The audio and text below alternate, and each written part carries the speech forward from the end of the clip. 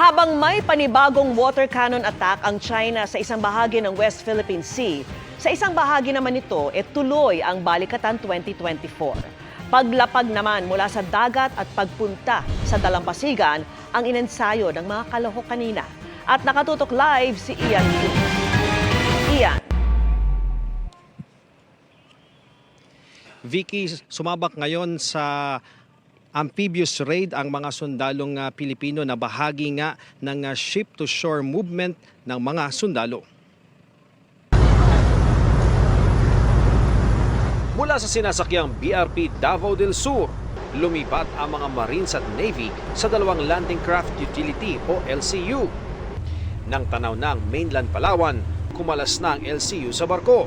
Sakay ng Landing Craft Utility itong mga miyembro ng Philippine Marines at Philippine Navy bilang bahagi ng Amphibious Landing Force. Sila yung magsisecure doon sa itinalagang area para kapag maayos na ang lahat, pwede nang sumabak doon ang iba pang mga tropa. Lahat sa landing force! Lahat sa landing force! Paglapit sa isang beach sa Kampong Ulay sa bayan ng Rizal, binuksan ang landing craft. At dahil low tide noon at hindi nakadikit ang landing craft, lumusong sa dagat ang mga sundalo para makarating sa Pampang.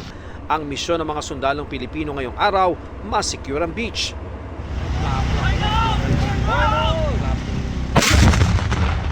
Yung skill kasi for ship-to-shore movements requires training talaga.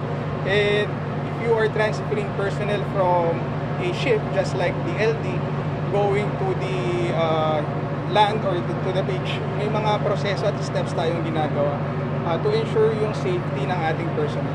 Bukod sa kasanayan, nakita ang importansya na maaasahang barko ng Navy para sa pagbabantay at pagtatanggol sa teritoryo ng Pilipinas. This will give us an edge, especially right now that we are in a pelagic country.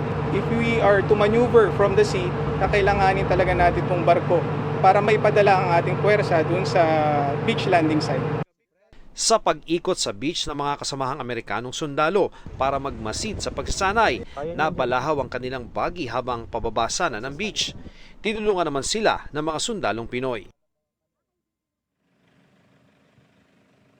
Vicky, kabilang nga sa mga inaasahang malaki pang mga kaganapan na dito sa Palawan, yung live fire exercise para sa HIMARS o yung High Mobility Artillery Rocket System o HIMARS na kilala nga sa mundo na highly mobile at highly flexible na artillery. Sinasabing game changer itong HIMARS para sa depensa o opensiba ng isang bansa, lalo na nga sa pagpuntirya sa malalayong mga target. Yan ang latest mula rito sa Rizal, Palawan. Balik sa iyo, Vicky. Maraming salamat sa iyo, Ian Cruz. Bistado ang pagpapanggap bilang doktor ng isang Vietnamese national sa kanyang mismong condo unit na ginawa niyang klinik. Ang naging susi sa pag-aresto, tinutukan ni John Consulta.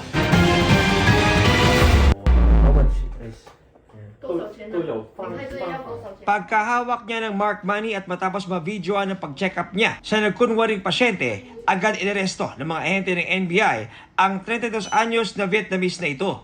Mismong condo unit niya ang nagsilbing klinik na kompleto sa kama, mga gamot at gamit.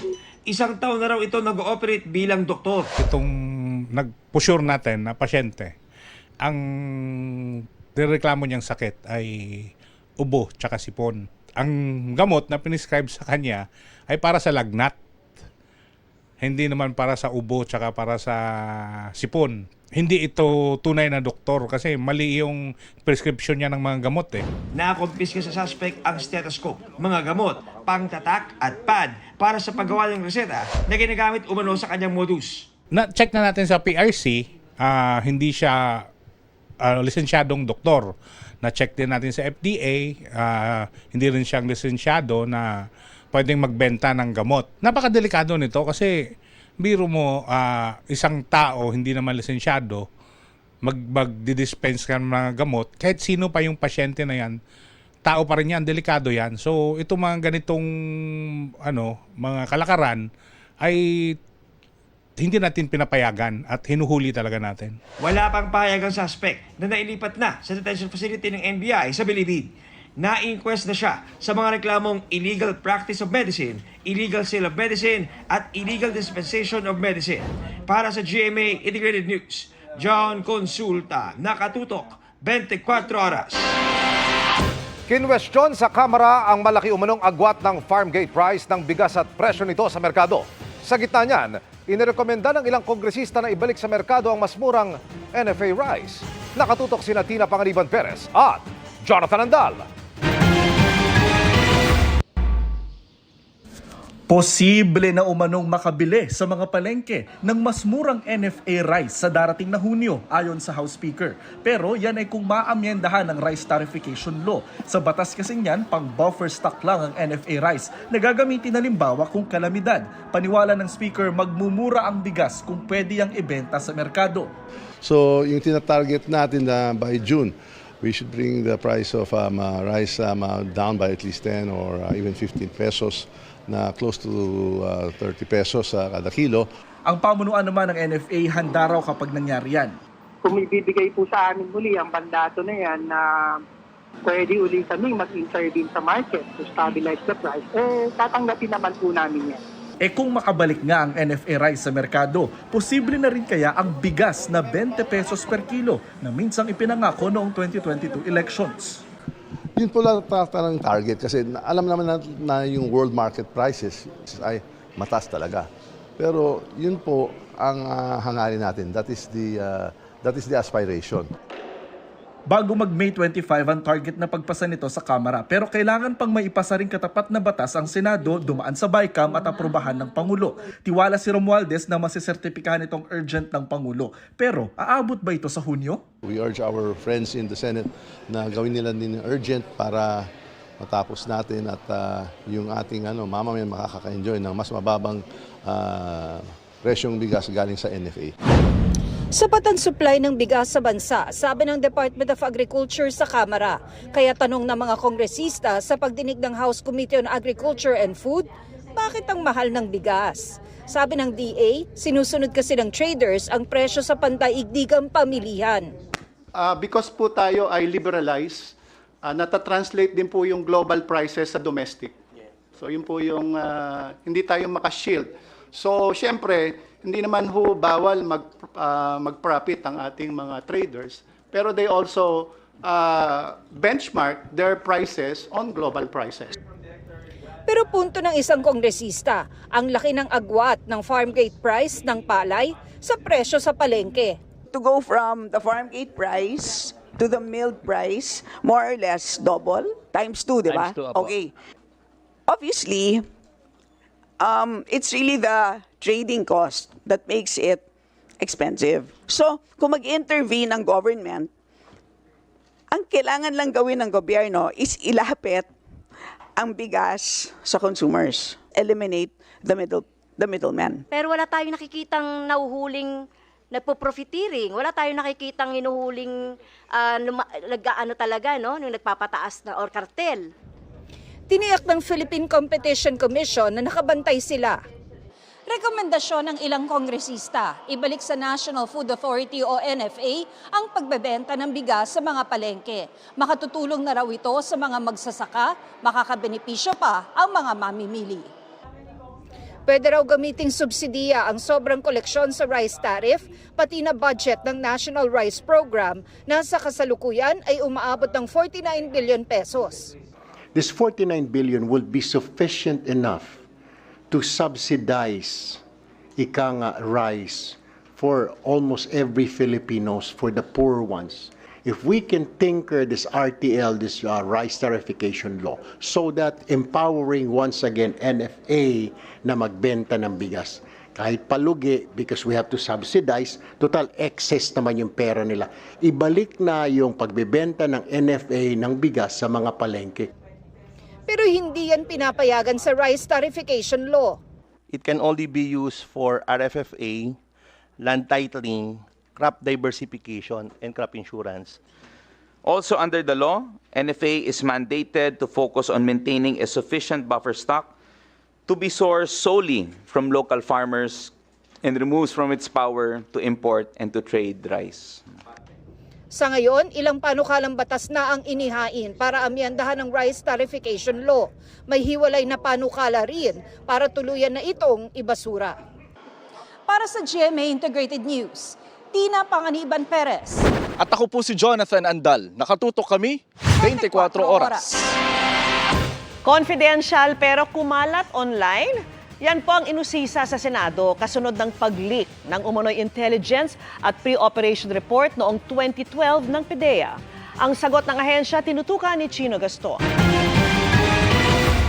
Tinalakay sa pagdinig ng Senate Committee on Public Order and Dangerous Drugs ang ikinalat sa social media na umano'y 2012 confidential documents ng Philippine Drug Enforcement Agency o PDEA. Kabilang sa mga umunoy, nilik na dokumento ang intelligence at pre-operation report na target umano ang ilang kilalang political personalities at mga taga-showbiz. Gustong malaman ni Senate Committee Chairman Ronald De La Rosa kung totoo nga ba ang mga dokumento at kung paano ito nailabas sa social media. Wala tayong didiin na tao dito. Ang ating purpose dito is para malaman kung totoo yung mga dokumento na yon at bakit nag-leak kung totoo yon.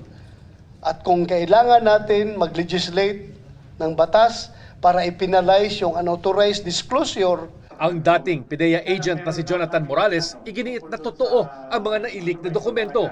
Ibinigay raw sa kanya ng isang informant ang impormasyon noong 2012 sa loob mismo ng PDEA office nung siya'y nasa investigation service pa ng ahensya.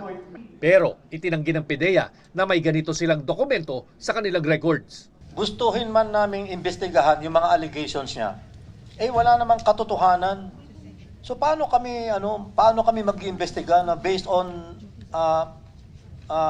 mistruths? Kaya nga po inumpisahan namin ito. Kasamahan niya dati, sinabi nila walang ganun na nangyari. Wala akong mapapala dyan na masasa publiko, kundi sabi ko nga, kabatayan ang matatamo ko dahil nga dun sa seryosong impormasyon na nakalagay dyan at yun talaga ikagagalit ng mga taong nandyan. Ang purpose kasi dyan, to verify the veracity of report. Hindi po natin sinasabi na siya ay yun na, no? Pinatawag sa sunod na pagdinig ang vlogger na unang naglabas ng mga dokumento sa social media at ilang pang mga personalidad. Kasamang tinalakay sa pagdinig ang pagkakasabat sa 1.5 tons na shabu sa Alitagtag, Batangas noong April 15 na noong una ay sinabing nasa 2 tonelada at nagkakahalaga umano ng 13.3 billion pesos. Giit ni DILG Secretary Benhur Abalos, hindi nabawasan ang hawak na droga mula nang makumpiska ito ng mga otoridad. Nakumpirma lang daw ang totoong bigat nito ng kanila nang timbangin. Approximately mga ano po yan, mga 2 tonelada. Sabi ko, sigurado ba ho kayo? So it was in the briefer. Pero inuulit ko, hindi mo naman kasi makikita, matatansya rin sa dami. So, tinatansya. Ibig po sabihin nitong approximate, tansyado, tansyahan lang po yan. Hindi namin sinasabi yun na po. Para sa GMA Integrated News, Chino Gaston nakatutok, 24 oras. 3 ang nasawi kabilang ang mag-inang sakay ng UV Express na inararo ng isang bus sa Commonwealth Avenue sa Quezon City. Abot-abot ang paghingi ng tawad ng driver na nawalan umano ng preno kaya bumangga sa 7 sasakyan. Nakatutok si Mark Salazar.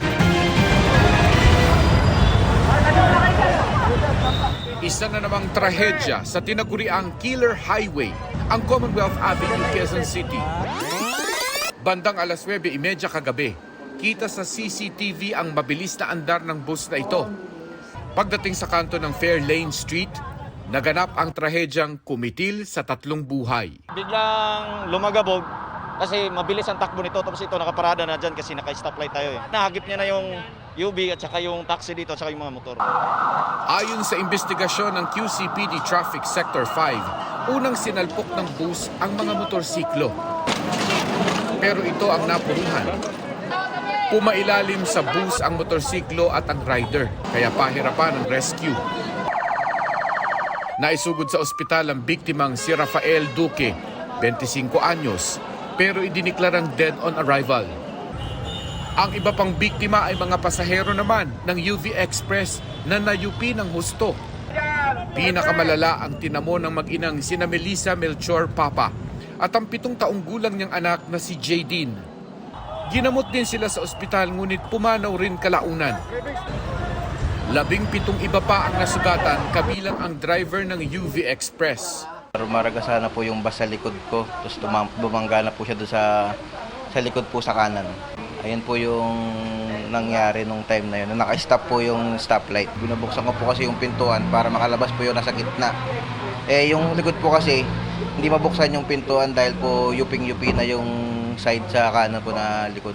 Nasa kustodiya pa rin ng QCPD ang driver ng bus na nahaharap sa reklamong reckless imprudence resulting in homicide and damage to property. Bilang depensa, sinisi ng bus driver ang disgrasya sa mechanical error. May break pa naman po nung nandiyon kami sa North Fairview eh. Tapos? Nung papunta na kami dito, umusli po yung bakal dun sa may niya. Naka-stop po yung stoplight na. Pa-break na po ako. Ayun po, pag-break ko po, hindi na po kumagat yung preno. Ako po ay humihingi po ng paumanhin at saka hindi ko po sinasadya yung aksidente po yung nangyari. Sinuspindi ng LTO ng 90 days ang kanyang lisensya at inalarma ang plaka ng kanyang bus. Pinadalhan na rin ng LTO ng show cause order ang bus driver at kanyang operator. Pinuntahan namin ang garahe ng bus operator na Original Transport Service and Multipurpose Cooperative ayon sa address na nakapost sa kanilang webpage. Pero may isang taon na raw umalis ang hinahanap naming kumpanya at iba na raw ang may-ari ng garahe. Wala rin sumasagot sa numerong nakalagay sa kanilang website. Pero ayon sa pamilya na mag-inang nasawi sa aksidente, hindi pa raw nakikipag-ugnayan sa kanila ang bus company. Gayunman, sinabi na nilang hindi sila magpapaareglo ng para lang sa danyos.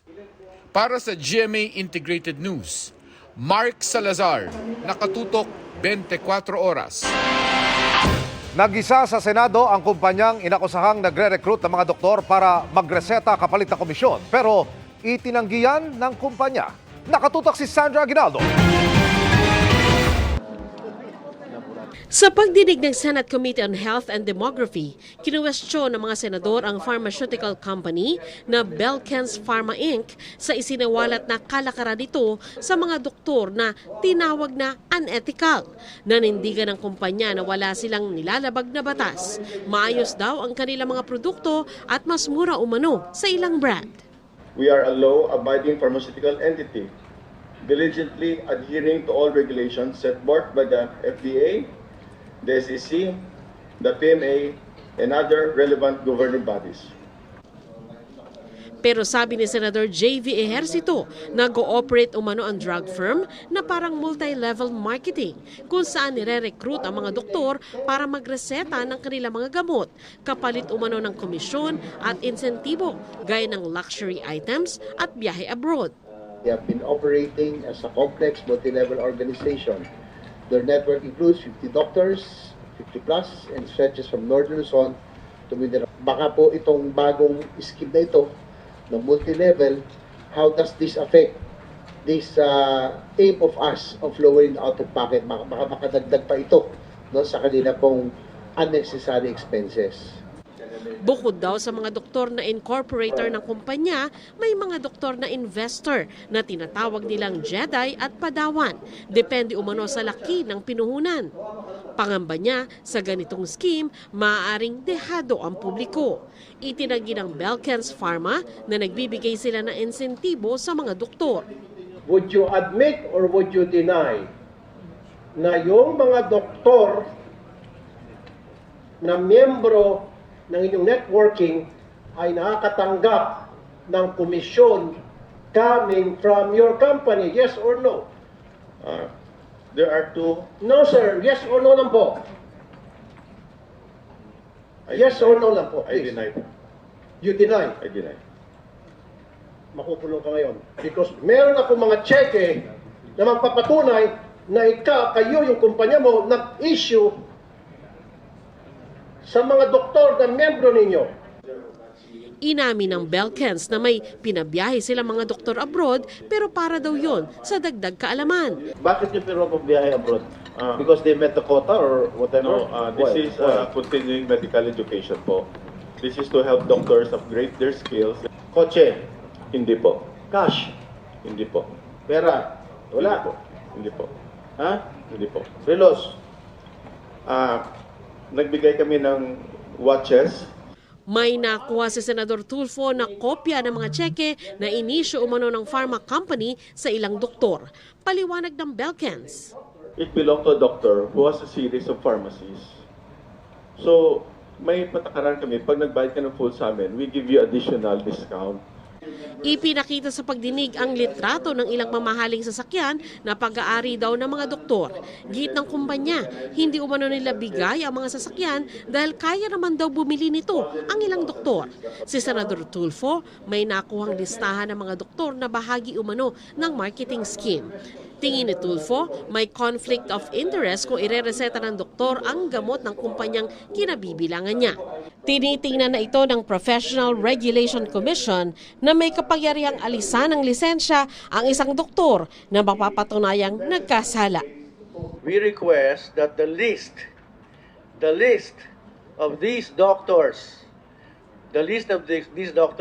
be provided to us to properly investigate on our own and impose the appropriate sanctions. Ang Department of Health, iniimbestigahan na raw ang issue. Handa rin daw mag-imbestiga ang Ethics Committee ng iba't ibang medical at pharmaceutical association. Competition law in particular plays a major role in the pharmaceutical industry with regard to protecting consumer rights. Tiniyak naman ng mga senador na hindi nila nilalahat ang mga doktor dahil higit na nakararami daw ang tunay na nagmamalasakit sa kanilang pasyente. Para sa GMA Integrated News, Sandra Aguinaldo, Nakatuto, 24 Oras. Not just one but two new songs under GMA Music ang pwede nang mapakinggan mula kay singer-songwriter JC Regino at The Clash 2023 first runner-up Liana Castillo. Yan ang chika ni Lars Santiago. Okay, sakit ng damdamin, bakit kailangan mong saktan? Puso kong nagmamahal sa'yo. Tago sa puso ang sakit ng bagong single ni GMA Music artist JC Regino entitled Wala Na under GMA Music. Tukol po to sa parang tao na heartbroken, na baliw sa pag-ibig. Gusto niya pang maibalik yung dati, pero wala na eh. Mismong si JC ang sumulat ng awiting ito. Malaking impluwensya raw sa kanyang music ang namayapang ama na si April Boy. Sakto nga ang release ng bagong single, lalo't April ang birthday month ng OPM icon. Nung birthday ni Dad, April 9 po, hindi po namin naaaligtaan tuwing may okasyon po, bisita po sa Musile. Ibinalita rin ni JC na tuloy na ang pagsasapelikula ng life story ng kanyang ama. Nag-usap na raw ang producer ng pelikula at ang kanyang pamilya. Kakaroon na nga po ng search po para kung sino po yung gaganap sa buhay ni Dad po. Kung para sa broken-hearted ang single ni JC, tungkol naman sa self-love ang awitin ni The Clash 2023 first runner-up Liana Castillo. Under GMA Music din.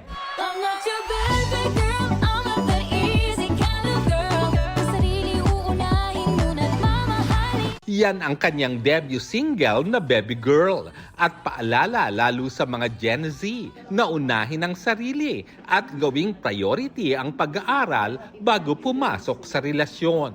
Dream come true nga raw ito para kay Liana dahil tailor-made din ang naturang single sa kanyang personality. Ito pong Baby Girl is about ako muna bago ang love kasi it can wait and I'm young pa naman po tayo, dadating na lang din po yan sa buhay. Lars Santiago, updated sa showbiz happenings.